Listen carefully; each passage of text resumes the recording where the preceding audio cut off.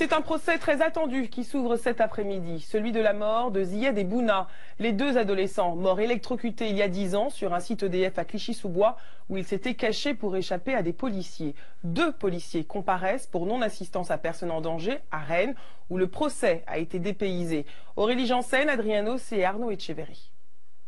Pas d'esprit de vengeance, juste l'envie de comprendre. 10 ans après la mort de son petit frère Zied, Adel Benna veut savoir ce qu'il s'est vraiment passé ce 27 octobre 2005. On attend que la police reconnaisse ou ils nous disent toute la vérité. C'est surtout pourquoi ils ne les ont pas sauvés.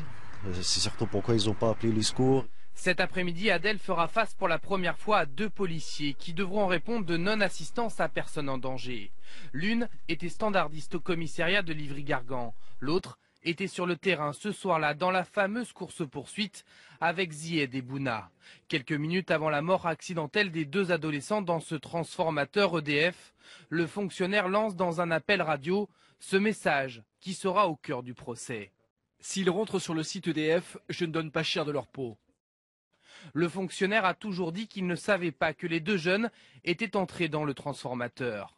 Pour soutenir les 2 policiers, les syndicats ont fait le déplacement. Pour eux, ce procès ne doit pas être celui de la police. Et cette affaire, à l'époque, elle est symptomatique du climat qui régnait en Seine-Saint-Denis, c'est-à-dire que des policiers qui interviennent, comme des interventions, il y en a tous les jours, et bien des individus qui, à l'arrivée des policiers, se mettent à courir. C'est comme ça que ça se passait. Et aujourd'hui, on a 2 lampistes qui passent au tribunal. Pour nous, nos collègues sont des boucs émissaires.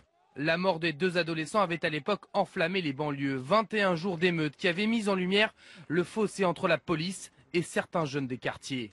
Les 2 fonctionnaires qui sont toujours en poste aujourd'hui risquent jusqu'à 5 ans de prison.